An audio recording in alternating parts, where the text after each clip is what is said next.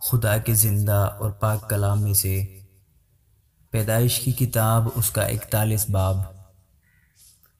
پورے 2 برس کے بعد فرعون نے خواب میں دیکھا کہ وہ لبے دریا کھڑا ہے، اور اس دریا میں سے 7 خوبصورت اور موٹی موٹی گائیں نکل کر نستان میں چرنے لگیں۔ ان کے بعد اور 7 بد شکل اور دبلی دبلی گائیں دریا سے نکلی اور دوسری گایوں کے برابر دریا کے کنارے جا کھڑی ہوئی، اور یہ بد شکل اور دبلی دبلی گائیں ان 7 خوبصورت اور موٹی موٹی گایوں کو کھا گئیں۔ تب فرعون جاگ اٹھا اور وہ پھر سو گیا، اور اس نے دوسرا خواب دیکھا کہ ایک ڈنڈی میں اناج کی 7 موٹی اور اچھی اچھی بالیں نکلی۔ ان کے بعد اور 7 پتلی اور پوربی ہوا کی ماری مرجھائی ہوئی بالیں نکلی۔ یہ پتلی بالیں ان 7 موٹی اور بھری ہوئی بالوں کو نکل گئیں، اور فرعون جاگ گیا اور اسے معلوم ہوا کہ یہ خواب تھا، اور صبح کو یوں ہوا کہ اس کا جی گھبرایا۔ تب اس نے مصر کے سب جادوگروں اور سب دانش مندوں کو بلوا بھیجا اور اپنا خواب ان کو بتایا، پر ان میں سے کوئی فرعون کے آگے ان کی تعبیر نہ کر سکا۔ اس وقت سردار ساقی نے فرعون سے کہا کہ میری خطائیں آج مجھے یاد آئیں۔ جب فرعون اپنے خادموں سے ناراض تھا اور اس نے مجھے اور سردار نانپس کو جلوداروں کے سردار کے گھر میں نظر بند کروا دیا، تو میں نے اور اس نے ایک ہی رات میں ایک ایک خواب دیکھا۔ یہ خواب ہم نے اپنے اپنے ہونہار کے مطابق دیکھے۔ وہاں ایک عبری جوان جلوداروں کے سردار کا نوکر ہمارے ساتھ تھا۔ ہم نے اسے اپنے خواب بتائے اور اس نے ان کی تعبیر کی، اور ہم میں سے ہر ایک کو ہمارے خواب کے مطابق اس نے تعبیر بتائی، اور جو تعبیر اس نے بتائی تھی ویسا ہی ہوا، کیونکہ مجھے تو اس نے میرے منصب پر بحال کیا تھا اور اسے پھانسی دی تھی۔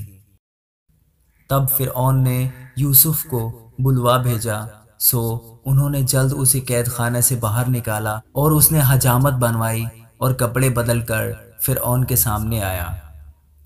فرعون نے یوسف سے کہا، میں نے ایک خواب دیکھا ہے جس کی تعبیر کوئی نہیں کر سکتا، اور مجھ سے تیرے بارے میں کہتے ہیں کہ تو خواب سن کر اس کی تعبیر کرتا ہے۔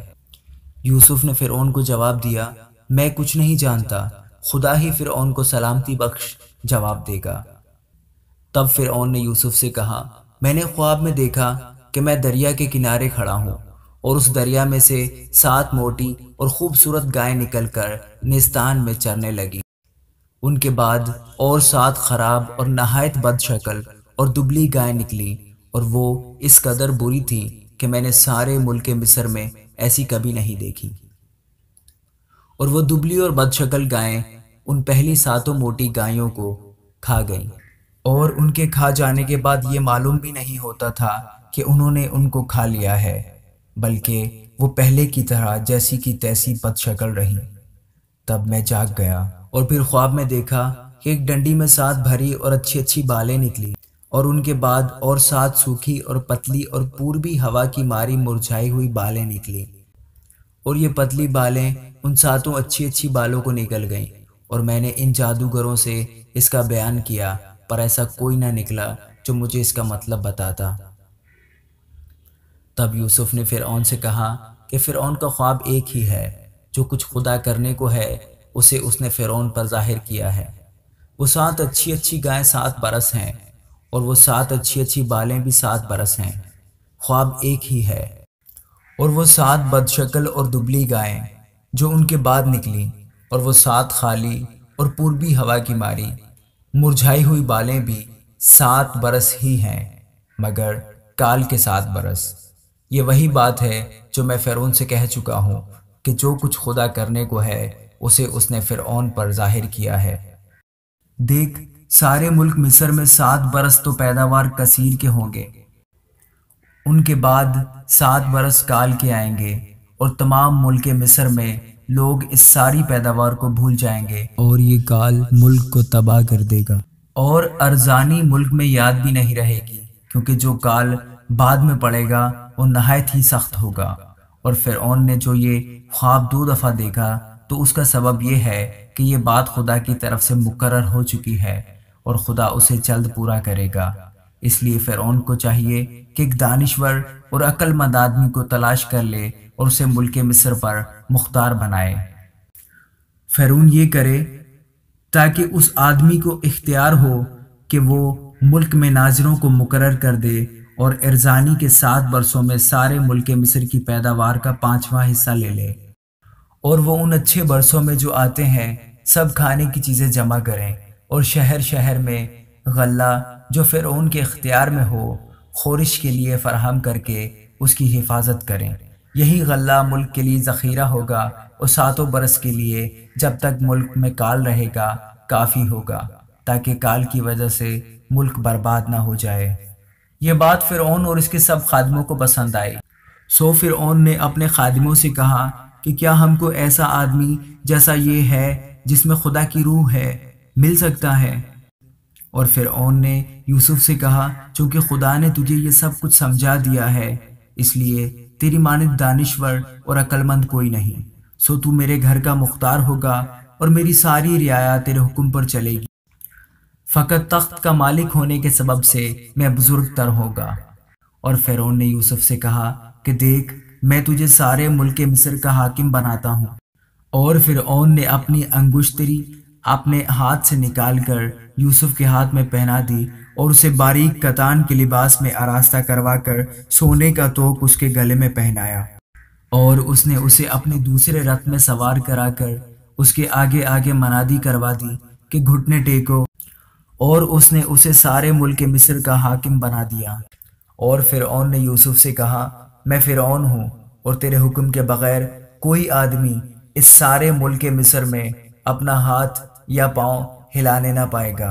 اور فرعون نے یوسف کا نام صفنات فانیح رکھا، اور اس نے اون کی پجاری اور فوتیفیر کی بیٹی اسنات کو اس سے بیاہ دیا، اور یوسف ملک مصر میں دورہ کرنے لگا۔ اور یوسف 30 برس کا تھا جب وہ مصر کے بادشاہ فرعون کے سامنے گیا، اور اس نے فرعون کے پاس سے رخصت ہو کر سارے ملک مصر کا دورہ کیا، اور ارزانی کے 7 برسوں میں افرات سے فصل ہوئی، اور وہ لگاتار 7 برس ہر قسم کی خورش جو ملک مصر میں پیدا ہوتی تھی جمع کر کے شہروں میں اس کا ذخیرہ کرتا گیا۔ ہر شہر کے چاروں اطراف کی خورش وہ اسی شہر میں رکھتا گیا۔ اور یوسف نے غلہ سمندر کی ریت کی مانند نہایت کثرت سے ذخیرہ کیا، یہاں تک کہ حساب رکھنا بھی چھوڑ دیا کیونکہ وہ بے حساب تھا۔